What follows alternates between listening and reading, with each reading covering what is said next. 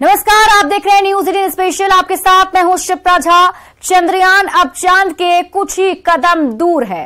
Propulsion module अलग होने के बाद अब ये सीधे चांद की ओर बढ़ता जा रहा है। सब कुछ ठीक रहा तो चंद्रयान 3 का लैंडर 23 अगस्त को चंद्रमा पर सॉफ्ट लैंडिंग करेगा और इसके साथ ही भारत इतिहास रच देगा और चांद पर सॉफ्ट लैंडिंग कराने वाले चुनिंदा देशों में शामिल हो जाएगा।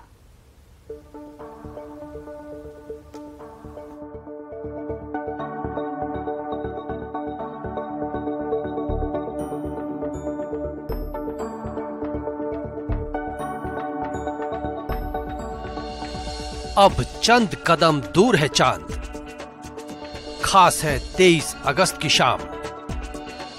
इतिहास रचेगा हिंदुस्तान। भारत का चंद्रयान मिशन तय प्रक्रिया के अनुसार आगे बढ़ रहा है। गुरुवार को चंद्रयान 3 मिशन से प्रोपल्शन मॉड्यूल अलग हुआ। अब प्रोपल्शन मॉड्यूल के अलग होने के बाद चंद्रयान 3 मिशन के विक्रम लैंडर ने चांद की निचली कक्षा में प्रवेश कर लिया है, जहां से चांद की सतह की दूरी कुछ ही किलोमीटर दूर रह गई है। इसरो ने बताया कि लैंडर मॉड्यूल सामान्य तरीके से काम कर रहा है। लैंडर मॉड्यूल ने सफलतापूर्वक डी बूस्टिंग ऑपरेशन किया। इसके बाद अब इसकी कक्षा 113 किलोमीटर गुणा 157 किलोमीटर तक कम हो गई है। दूसरा डीबूस्टिंग ऑपरेशन 20 अगस्त 2023 को लगभग 2 बजे किया जाएगा।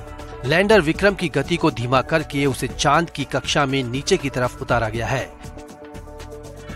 यह प्रक्रिया 20 अगस्त को भी होगी, जिसके बाद विक्रम लैंडर की चांद की सतह से दूरी सिर्फ 30 किलोमीटर रह जाएगी।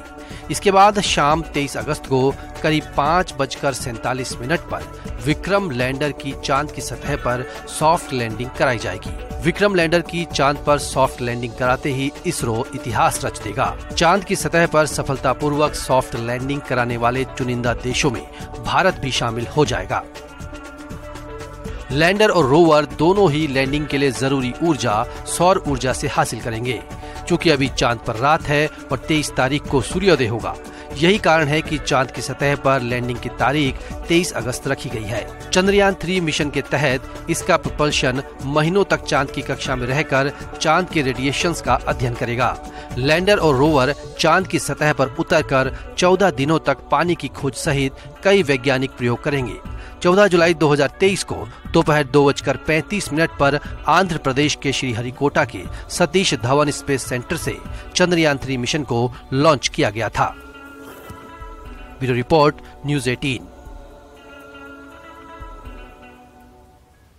युवाओं के सपनों को हकीकत में बदलने वाला कोटा एक बार फिर सुर्खियों में है। इन दिनों लगातार कोचिंग छात्रों की खुदकुशी के बढ़ते मामलों ने कोटा को फिर से सवालों के घेरे में लाकर खड़ा कर दिया है। हर कोई इससे परेशान है कि आखिर क्यों कोटा में स्टूडेंट लगातार सुसाइड कर रहे हैं। इन सब के बीच में कोटा के एक प्रोफेसर ने कोचिंग छात्रों की खुदकुशी के कारण और कैसे इस पर रोक लगाई जा सके, इस पर रिसर्च की है। 400 कोचिंग स्टूडेंट्स के साथ कोटा में होने वाली खुदकुशी पर की गई बड़ी रिसर्च के साथ देखिए हमारी एक खास रिपोर्ट।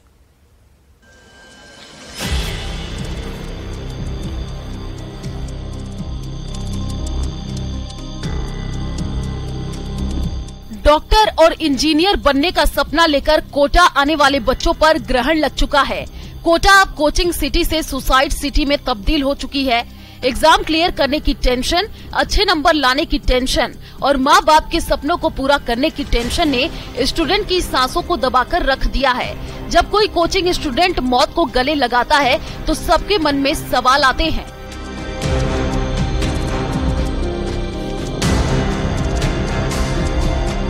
अपनी जिंदगी को खत्म करने का फैसला क्यों किया? क्या हालात रहे होंगे जब उसने जिंदगी की जंग को हारा? क्या उसने अपने मन की बात किसी से शेयर की? क्या उस बच्चे पर माँ बाप के सपनों का बोझ था? क्या उसे सुसाइड करने से रोका जा सकता था?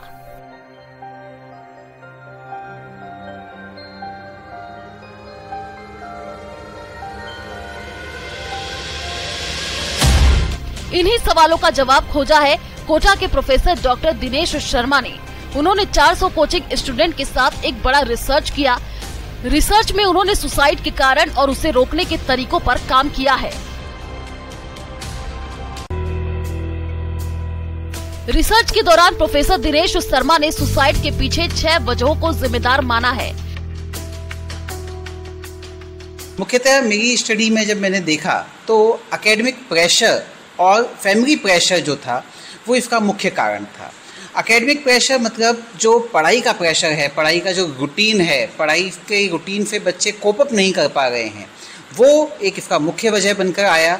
और साथ ही साथ इसको और आगे बढ़ाने का काम किया फैमिली के प्रेशर ने, फैमिली की एक्सपेक्टेशंस ने, फैमिली की भावनाओं ने। कुछ और वजह भी इसमें रही जो कि व्यक्ति को या बच्चे को आत्महत्या की तरफ प्रेरित करती हैं, जैसे कि फिजिकल फैक्टर्स थे, साइकोलॉजिकल कुछ प्रॉब्लम्स थी, सोशियो इकोनॉमिकल प्रॉब्लम्स थी, या फिर जीवन में होने वाले कुछ बहुत बड़ी घटनाएं जिनको हम मेजर लाइफ इवेंट कहते हैं। कोटा में लाखों स्टूडेंट पढ़ाई करते हैं, सभी पर प्रेशर रहता है। कोचिंग संस्थान और स्थानीय प्रशासन काउंसलिंग करता है, लेकिन ये प्रयास भी नाकाफी साबित हो रहे हैं। इसलिए ऐसा सिस्टम तैयार करने की दरकार है जहां बच्चे एक दूसरे से जुड़े रहे, एक दूसरे को मेंटोर बनाए।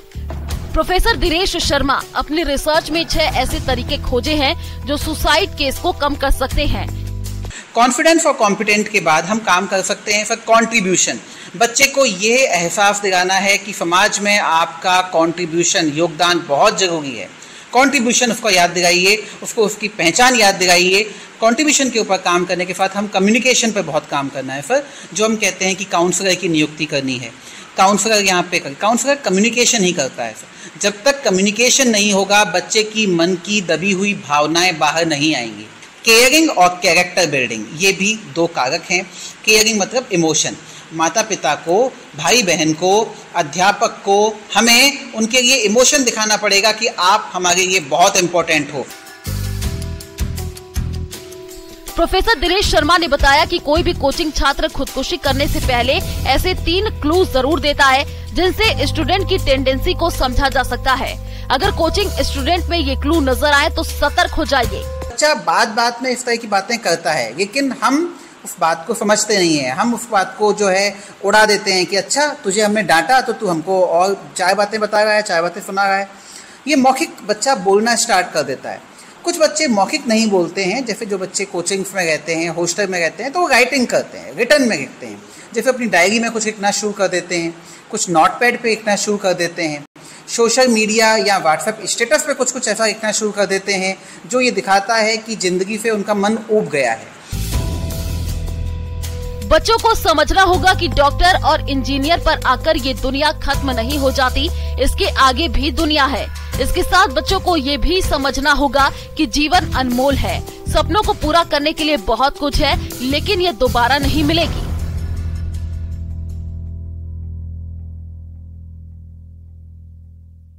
जिस सपने के साथ में कोटा में डॉक्टर या इंजीनियर बनने के लिए भेजा है, उसके आगे भी एक दुनिया है।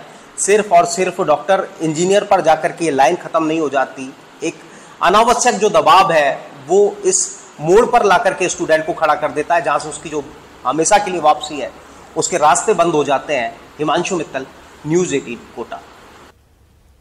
और राजधानी रांची में मानसून की बारिश भले खुलकर नहीं हो पा रही हो, लेकिन मानसून के महीने में मच्छरों के प्रकोप ने डेंगू और मलेरिया जैसी बीमारियों को पांव पसारने का मौका दे दिया है। आखिर कैसे उड़ी है राजधानी रांची की नींद, इस रिपोर्ट में देखिए।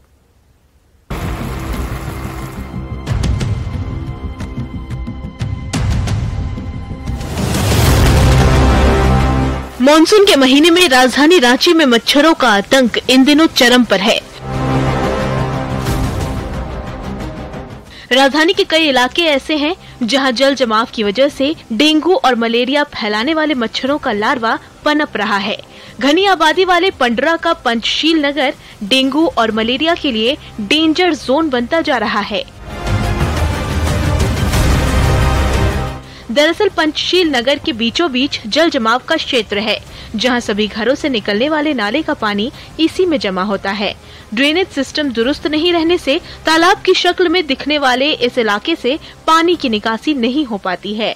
स्थानीय लोग इसके लिए सीधे नगर निगम को दोषी ठहराते हैं। देखिए क्या समस्या है, पूरा पानी जमा हुआ है और डेंगू मलेरिया यहाँ पाँव पे सारे बैठल है और सब घर में डेंगू मलेरिया का प्रकोप आ रहा है। आँख का बीमारी भी फैल रहा है, यही सब गंदा के चलते कितना पानी जमा हुआ है, कहीं खिड़की भी नहीं खोलना पड़ता है। गंदगी, मक्खी तो है ही, मच्छर तो है ही, उसके बाद में अभी डेंगू भी फैल रहा है। हर घर में कोई न कोई बीमार है, इसके कारण हम लोग सालों भर परेशान रहते हैं, खिड़की तो एकदम नहीं खोलते हैं। सर कहा गया है लेकिन ना देख करके बस चला जाता है, कुछ नहीं ध्यान देता है, कुछ नहीं ध्यान देता है। मच्छर मक्खी जो भी है, रोड में पानी जमा हो जाता है। बरसात में हम लोग को बहुत दिक्कत है यहाँ पर। जल जमाव की वजह से पूरे पंचशील नगर में कई लोग मलेरिया से बीमार नजर आते हैं और दिन में भी मच्छरदानी के अंदर रहना उनकी मजबूरी होती है। मच्छरों का खौफ इतना ज्यादा है कि आम लोग खुले में निकलने से भी डरने लगे हैं।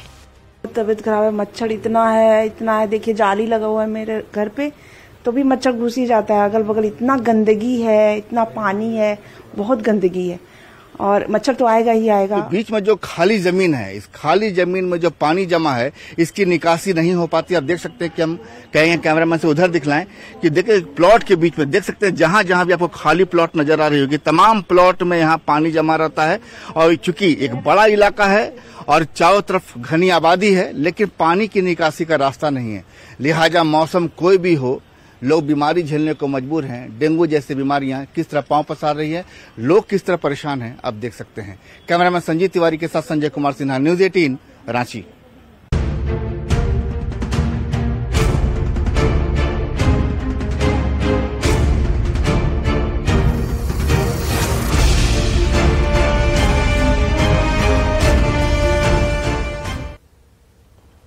और इसी बीच रुक करेंगे बड़ी खबर की। पटना से बड़ी खबर है, जहां सूखा को लेकर सीएम चिंतित हैं। सीएम क्षेत्र का हवाई सर्वे करेंगे। आपको बता दें, पटना, औरंगाबाद, नवादा, जमुई, लखीसराय और नालंदा का हवाई सर्वे आज सीएम करने वाले हैं। अधिकारियों के साथ बैठक भी की जाएगी। जिले के सूखा घोषित भी किया जा सकता है। मुख्यमंत्री नीतीश कुमार सुखाड़ का जायजा लेने के लिए आज एरियल सर्वे करेंगे। वे आला अधिकारियों के साथ सूखा प्रभावित जिलों की स्थिति की जानकारी भी लेंगे। इसके बाद प्रभावित लोगों तक राहत पहुंचाने के लिए रणनीति पर काम किया जाएगा। जिन 5 जिलों का सीएम सर्वेक्षण करने वाले हैं, उनमें औरंगाबाद, गया, नवादा, शेखपुरा, जमुई शामिल है। इन जिलों का सीएम हेलीकॉप्टर से मुआयना करेंगे। साथ ही इन जिलों में किसानों को अतिरिक्त सुविधा देने पर सरकार फैसला लेगी। कम रोपनी वाले जिलों को विशेष सहायता मिल सकती है। सीएम आवास से और अधिक जानकारी दे रहे हैं संवाददाता रवि एस नारायण।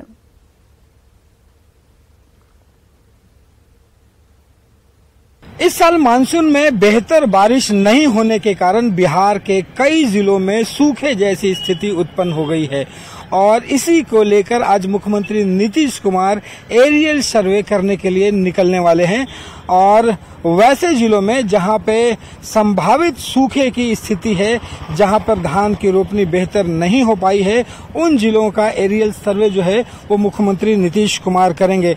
मुख्यमंत्री नीतीश कुमार आज जब दोपहर में निकलेंगे तो उसमें पटना, औरंगाबाद, गया, नवादा, जमुई, लखीसराय और नालंदा जिला का भ्रमण करते हुए हवाई सर्वेक्षण करेंगे और उन जिलों का तहकीकात करेंगे जहां पे ये बारिश अच्छी नहीं हुई है और संभावित सूखे जैसी स्थिति है।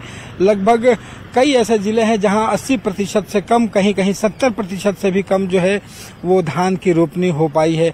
ऐसे में जब समीक्षा करके लौटेंगे उसके बाद सूखा ग्रसित जिला जो है वो घोषित किया जा सकता है। उससे पहले तमाम जो आंकड़े आए हैं उसे मुख्यमंत्री नीतीश कुमार खुद देखना चाहते हैं, इसे लेकर के एरियल सर्वे करेंगे। हालांकि कृषि विभाग जो है इससे पहले वैकल्पिक खेती के लिए, उपज के लिए कई सुझाव दे चुका है, लगातार बीज भी दे रहा है, लेकिन धान की रोपनी अच्छी नहीं हुई है कई जिलों में और किसानों को मुसीबत बढ़ गई है, जिसे लेकर के नीतीश कुमार आज एरियल सर्वे करेंगे। उसके बाद अधिकारियों के साथ मिलकर बड़ा फैसला ले सकते हैं।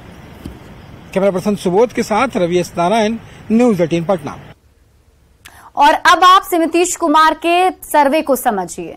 बिहार में कहीं बाढ़ है तो कहीं सुखाड़ की स्थिति बनी हुई है, यानी कई सारे ऐसे जिले हैं जहां पर नदियां उफान पर है, पानी घुस चुका है, तो कई ऐसे जिले हैं जहां सुखाड़ की स्थिति है। उत्तर बिहार और कोसी के इलाके में बाढ़ है, वहीं दक्षिण बिहार में बिना पानी की हालत खराब है। इन इलाकों में सूखे के आसार तक बने हुए हैं।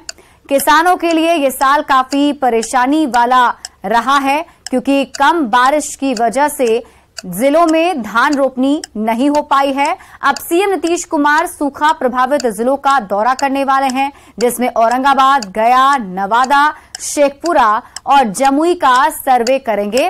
बताया जा रहा है कि सीएम नीतीश कुमार हेलीकॉप्टर से हालात का जायजा लेंगे।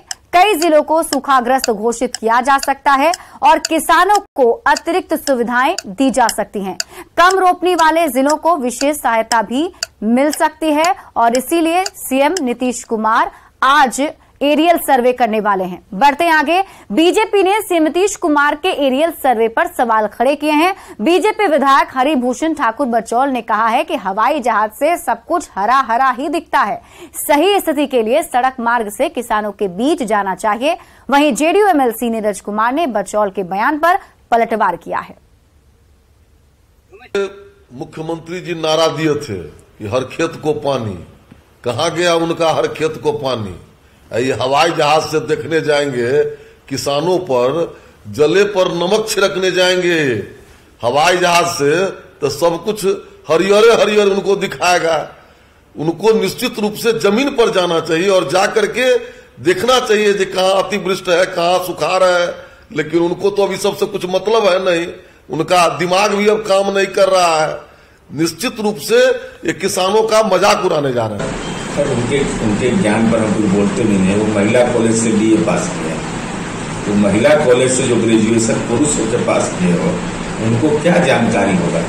अरे हवाई सर्वे के माध्यम से स्थिति का अवलोकन किया जाता है, ये देश भर में होता है। इनको बहुत जानकारी नहीं। तो हेलीकॉप्टरों पर सम्राट चौधरी कभी चढ़ने नहीं दिया, इनको बेचारे को क्या मालूम है कि हवाई सर्वे? अरे हवाई सर्वे होता है, विभाग के पदाधिकारी रहते हैं, उसके बाद उसकी लैंडिंग होती है, लैंडिंग के बाद उसकी समीक्षा होती है और समीक्षा के बाद तब उसके नतीजे के आधार पर सरकार कार्यनीति तय करती है।